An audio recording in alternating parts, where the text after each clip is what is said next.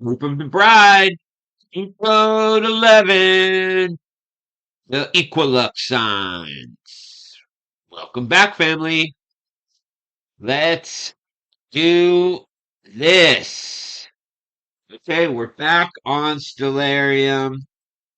And what we're going to be doing today is we're going to be taking a step back. We're going to be looking at the 2023 signs that happened around the equilux, and this is part of a deeper code that goes all the way back to 2016 when I began to see the first signs associated with the bride, and all of those signs began to develop on the equilux. And 7 years later, we had another sign begin to develop around the equilux. And what we're going to do is we're going to be looking at these 2023 signs. Let's go ahead and pull up the date. What we're looking at here first is asteroid Esther. And asteroid Esther was aligned with the band of the northern fish, and Venus was aligned with the band of the eastern fish. You can also see that Jupiter, let's take a look here. You can see that Jupiter is tied to the band of the fish for the eastern fish, and you can see just below Jupiter is Vesta, the virgins. And we also see Neptune. Let's look. I think Neptune is in. Yes. Okay. So we can see here that Neptune is in the house of Pisces. And we can see, let's go back to Esther. And I want you to take a look at this. This is again back in 2023. These are the signs that begin to develop the equilux signs. So we're going to show you the transition of these things and how these things developed out for me and were a great sign in the heavens. Um, I'm going back and I'm going to be duplicating some of the stuff that I did in Escape of the Bride 4. But I just want to bring this forward for everybody so that you can make the connections. If you've already seen that video, then this is going to be some duplicating information. But we can see how Esther is aligned on 3-7 with the northern fish. And if we scroll in, let's go ahead and take a look at Juno. And I believe it's the next day. And we can see now Juno is aligned here with the eastern fish band. And as we go, we see a developing story. Again, we have Neptune that's in the house, and if we watch, let's go ahead and just run the days, and I want to point out Venus, and we can see here on the 14th. And you'll begin to see how what I'm doing here is I'm developing out a story that is also a timeline. And this can be associated with our time that we're looking at now in 2025 because of the days. We're looking at 314. This is Pi Day. And we have Venus aligning with the northern fish in 2023. Again, all we have to do is look down here and we can see um, Juno. And let's go look at this again really quick. And we can see Esther and Juno are here. And Venus is aligned with the northern fish. And we have Jupiter and Vesta. Let's just do this really quick. And we can see how now the sun is transitioned into the house of the fish. And we're looking. Let's do this really quick. Let's show you this part. So on 3/11, each year is the final day of the sun being in Aquarius, and then it transitions into the house of the fish here on the 12th. And so the 11th and the 12th is its transition time. And now we have on the 12th, we have the sun now in the house. And if we see here down in the whale, we not only have Vesta, but the virgins, but we have Comet Brorson. And again, these are all signs that I showed in the Escape of the Bride 4, and this is all a code developing out in heaven. And so now we're looking at Venus aligning with the northern fish, and we have essentially, I think it's 2 more days. So let's watch this transition here. We can see here that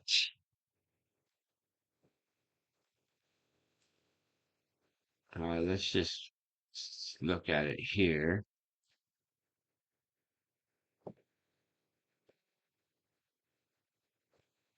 So we have Mercury and the Sun, and Neptune's right there, and then we have Metis, which is the wedding.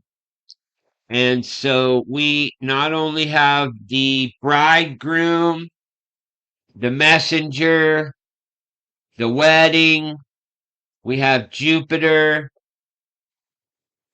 the king planet, we have Vesta, the virgins, we have Comet Brorson, and then we have Juno, and we have Esther. And these were all signs in 2023 that were pointing to the escape of the bride. And again, I got the original signs in 2016 at this same time frame. It all developed out until the 17th. And what we can look at here is on, let's look at Mercury. This sign here was a big impactor for me, and it was at this point right here. we have the alignment of Metis and Mercury and the Sun on 317. And this was really important because it's the bridegroom, the messenger, and the wedding. And this was very, very powerful because, again, this is exactly 7 years after the 2016 bridal signs, because Metis and Vesta and all of these same planetary bodies were in the house at the same time. It Uranus was there, Neptune. I don't remember if Neptune was there. We're not going to go back to 2016. We're going to develop the story out from here. So this here was a 7 year marker, and I want to make sure everybody understands this date. 317 of 23 was a 7 year marker. And this alignment here being very, very important. Again, this is in House of Pisces. This is assigned to the fish. We see the king, the virgins, Esther, Juno, uh, Metis, Mercury, the Sun, Neptune, all in the fish. And the reason this is important is because, again, we're watching for the escape of the bride. It's associated with Virgo, and Virgo is associated with the house of Pisces. And we're seeing all of the signs with the Virgin and Esther and the bride. We're getting the 7 year code of Jacob and of Joseph, and these seven codes play out in Scripture many times. And what we're doing is we're developing out these codes for the bride. We know that Esther is one of the brides in the Bible, and we know that Rachel and Leah are also brides in the Bible. And what we're doing is we're developing out how these bride codes are associated with the stars. And so I connected the dots. I saw the signs in 2016. Then again, 7 years later in 2023, these signs appeared and they were even stronger. And I was sort of blown away that the same characters were back in the same position 7 years later, because they didn't do it for the other 6 years. They were in different houses, and then all of a sudden, 7 years later, they show back up. This is a developing code in the stars. So then, because of my knowledge of ancient Israelite customs. I've been studying this for so long, family, and I've done multiple research studies on the ancient Hebrew and Israelite, um, Egyptian, all of the different um, customs of the ancient Iranians, the area around what you consider the Levant, and all of their customs throughout history. And the reason that I did that is I wanted to understand a deeper um, cultural understanding of the ancient times that Christ lived and that the ancient patriarchs lived. And being from America, you have a completely skewed understanding of culture. Our modern society, especially in America, is very fractured. And so I wanted to have a deep grasp of the cultures over there, especially the Israelites, and that includes their time in Egypt.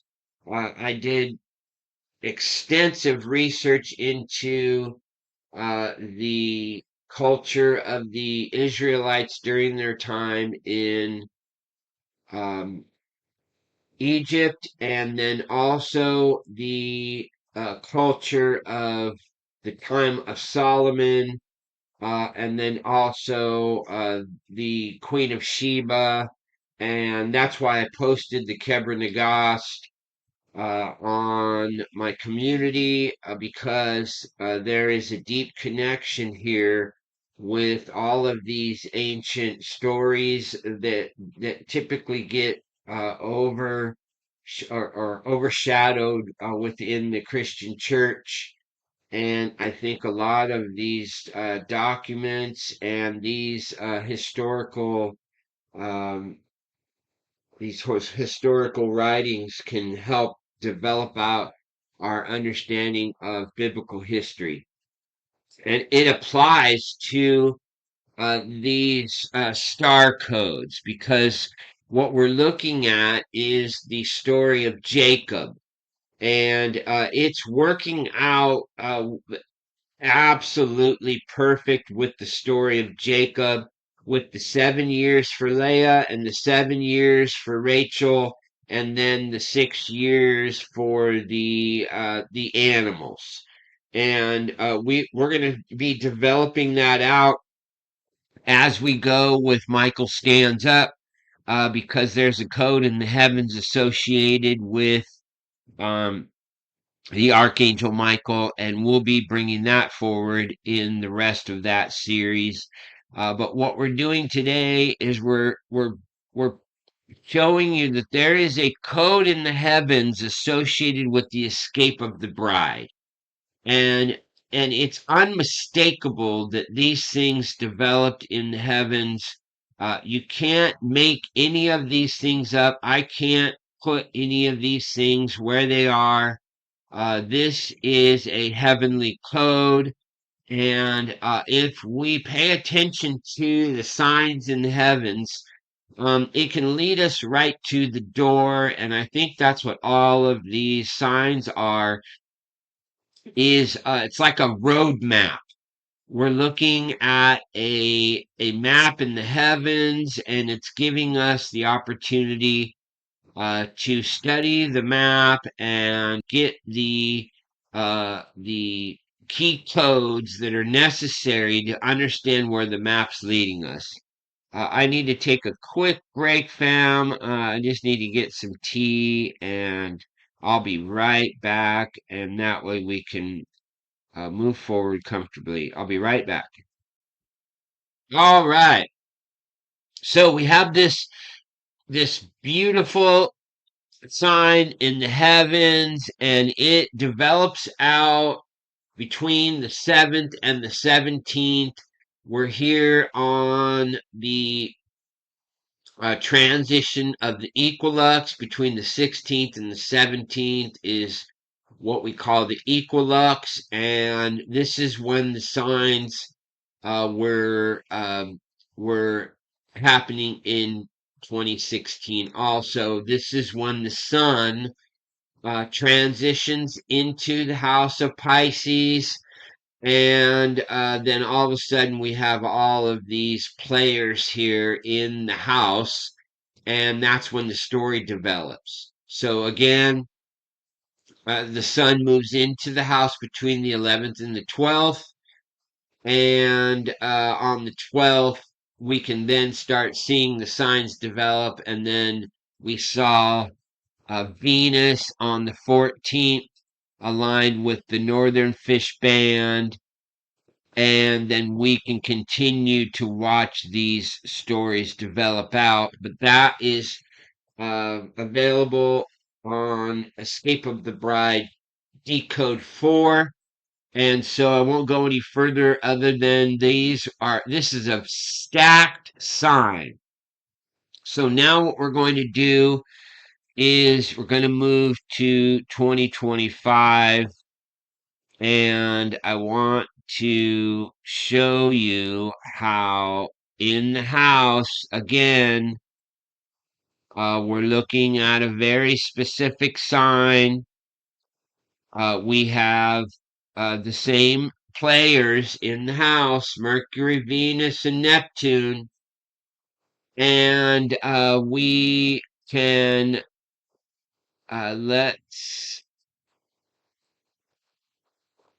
let's look at these other players. And I want you to notice, we've already talked about this, but I want you to notice where Metis is and where Vesta is. And now they're not in the fish, they're in the altar. And Metis is in the scales. And so now we're looking at the finality of the sign. This is the altar. This is the transition from the fish into the altar. And this is now the wedding in the scales. And if we watch here, we can see that on the 17th, we have this transition happening. And then on the 18th, I believe it's actually, yeah, it happens late in the day.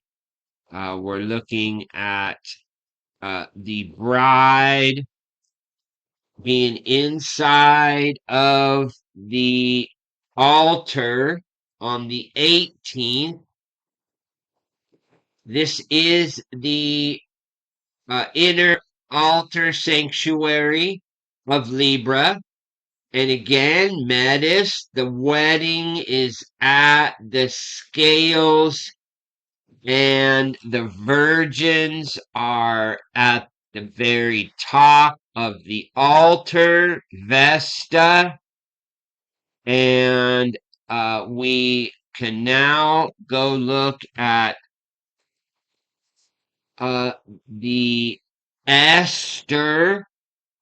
If you remember, I was just showing this. This happens on the I think it's actually the 20th, or right at the very beginning of the day. Here we go. It's at the very, very beginning of the day, family. Again, remember all of these signs. Um, all of these signs were associated in 2023. Now we're looking at Esther on the 21st, which is associated with our wedding codes. This is encoded into our timeline. It's 1 week before. It's set, family. This is 7 days before the end of the Esther purification code. We have on 4/8 of 2024, we had the total solar eclipse marking the beginning of the 6 months of Myrrh. On 10/2, we had a wedding ring eclipse. 6 months later, inside of Virgo, we have exactly 6 lunar months, 177 days, 6 lunar months of the 6 months of myrrh. Then on 328, the 177-day code ends for Esther, and the following day is another solar eclipse, family. You cannot make any of these things up. Esther enters into the huppah, the marriage chamber, 1 week before the end of her purification. This matches the book of Esther.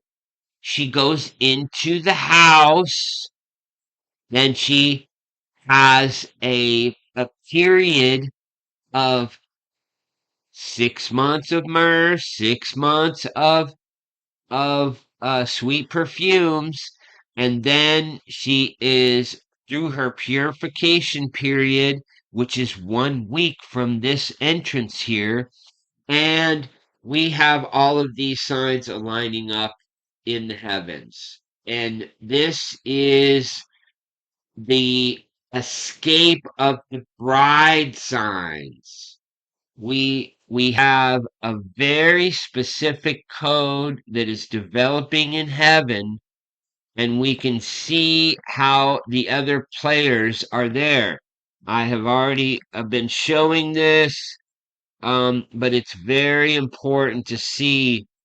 Dembowska is still at the shamash, the middle. He's essentially on the middle candlestick. If you look at this as a menorah, it's also the center post on the scales. It's also the uh, the grounding or the platform of the altar, and this can be seen as uh, a very important sign because of the other associated signs. You also have Juno. I've already been showing all these signs. These are signs for the bride. And we have all the players in the exact spots that we need them to be. Again, Pisces is associated with the Virgin. And now we don't have many of the players that were in this house that we were seeing as the fall developed last year. It was crazy. Everybody knows about the comets and everything. Now we see that the signs are happening here in the altar and the huppah. Again, the moon is now, let's just look at this on the 21st. We can see how the bride is in the huppah. Ophiuchus is connected to the huppah in heaven.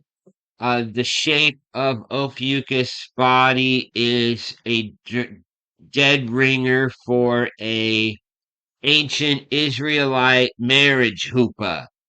And his legs go down. One leg goes down into the claws and into the, you can see how it goes directly through the claw, and it goes down to crushing the head or Antares, and the other leg comes down and it goes directly into the Milky Way, and his foot ends up right above the stinger of Scorpius. We don't see that artwork with this modern version, but the old versions had all of this stuff depicted. and it's all connected here to this Milky Way. We have the moon as the bride in the protected place between the legs of Ophiuchus, and it's connected with the marriage hoopah. And again, family, all we have to do is look at our main character of the marriage associated with the 6 months of myrrh and the 6 months of sweet perfumes. A lot of people don't, they haven't ever done the research into that. They just graze over the story. But from what I understand, these women that were in the court that were going through their purification to be able to even go before the king, they had to do 6 months of bathing in oils of myrrh. 6 months of bathing in the oils of myrrh. And then they had 6 months of bathing in other sweet perfumes. There was flower essences. There were all of these incredible, very pungent herbs and flowers that they had to bathe in for another 6 months. This wasn't just some dabbing of some perfume like some people assume. They had to bathe daily in these baths with these oils. So think about the expense and how many of these perfumes and oils would had to be made for all of these maidens to bathe every day for essentially a year. So it's really important to understand that. And we're looking at Esther. She's 1 week away from the purification period ending, being shown to us by the codes in heaven with the eclipses, and again associated with a wedding ring. And now we're looking at the finalization. 1 week away, Esther enters the hoopah. And many of you will know that the wedding is associated with a week, a 7-day period. And some associate that with the 7 years. And so we're seeing a code developing on 321. We have 1 week before the completion of the purification of the bride, and then she can become wed. She has to go through her purification. And we're looking at the codes that we need in order for us to see the story develop. Let's go here, and then we're going to go to the.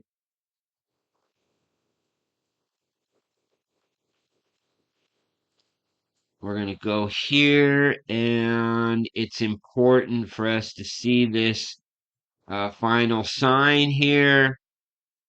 Again, family, this is the eclipse that is happening the day after the purification period ends. And where do you think this eclipse is happening? Of course, it's in the house of Pisces.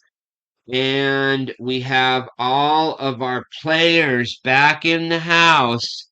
And we have a very, very important sign developing out in the heavens. We're looking at the eclipse, comet Giacobini Zinner, and Psyche. This is the soul. And this is the message.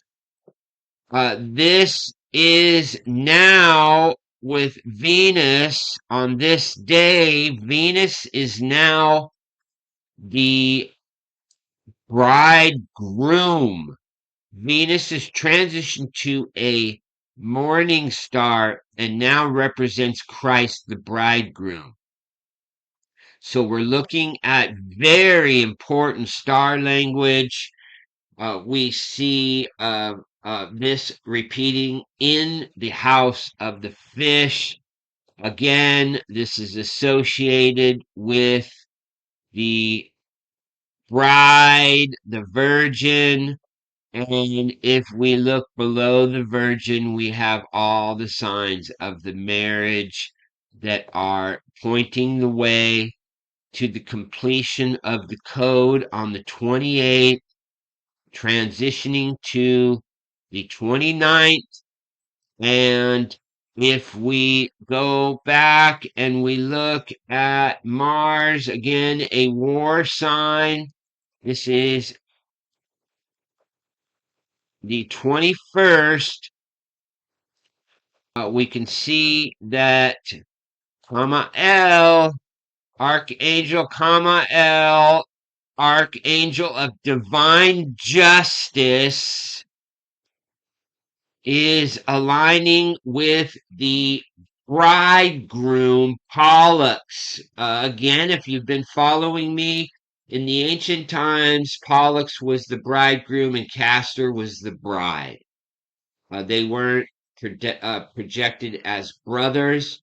This is more of a modern projection. It still is in play because uh, Pollux is considered the heavenly brother, and Mars is aligned with the heavenly brother.